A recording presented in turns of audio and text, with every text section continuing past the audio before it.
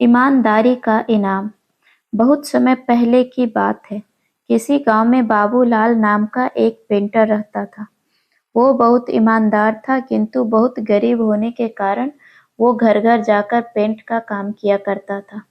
उसकी आमदनी बहुत कम थी। बहुत मुश्किल से उसका घर चलता था।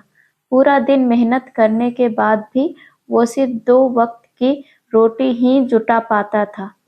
वो हमेशा चाहता था कि उसे कोई बड़ा काम मिले जिससे उसकी आमदनी अच्छी हो, पर वो छोटी काम भी बड़े लगन और ईमानदारी से करता था।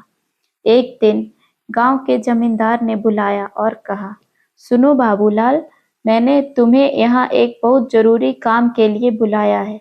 क्या तुम वो काम करोगे? बाबूलाल, जी हुजूर, जरूर करूँगा। बताइए क्या काम है? जमींदार, मैं चाहता हूँ तुम मेरे नाव को पेंट करो और ये काम आज ही हो जाना चाहिए। बाबूलाल, जी हुजूर, ये काम मैं आज ही कर दूंगा। सामान लेकर जैसे बाबूलाल आता है, वो नाव को रंगना शुरू कर देता है। जब बाबूलाल नाव रंग रहा था तो उसने देखा नाव में छेद था। वो सोचा, अगर इसे ऐसे ही पेंट कर दिया जाएगा तो ये डूब जाएगी। ऐसा सोचकर वो छेद को भर देता है और नाव को पेंट कर देता है। फिर जमींदार के पास जाता है और कहता है, हुजूर, नाव का काम पूरा हो गया है, आप चलकर देख लीजिए। फिर वो दोनों नदी किनारे जाते हैं। नाव को देखकर जमींदार बोलता है, अरे वाह बाबूलाल, तुमने तो बहुत अच्छा काम किया है। ऐसा करो, तुम कल सुबह आकर अपना पैसा ले जाना। उसके बाद वो दोनों अपने अपने घर चले जाते हैं।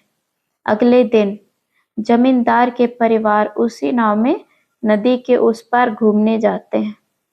शाम को जमींदार का नौकर रामू, जो कि उसकी नाव की देखरेख भी करता था, छुट्टी से वापस आता है और परिवार को घर पर ना देखकर जमींदार से परिवार वाले के बारे में पूछता है। जमींदार उसे सारी बात बताता है। जमींदार की बात सुनकर रामू चिंतन में पड़ जाता है। उसे चिंतित देखकर जमींदार पूछता है, क्या हुआ रामू? ये बात सुनकर तुम चिंतित क्यों हो गए? रामू, सरकार, लेकिन उस नाव में तो छेद था। रामू की बात सुनकर जमींदार भी चिंतित हो जाता है। तभी उसकी परिवार वाले पूरा दिन मौज मस्ती करके वापस आ जाते हैं। उन्हें सकुशल देखकर जमींदार चैन की सांस लेता है। फिर अगले दिन जमींदार बाबूलाल को बुलाता है और कहता है, ये लो बाबूलाल, तुम्हारा मेहनत का पैसा। तुमने बहुत बढ़िया काम किया है, मैं बहुत खुश हूँ। पैसे गिनने के बाद बाबूलाल हैरान हो जाता है, क्योंकि वो पैसे ज्यादा थे।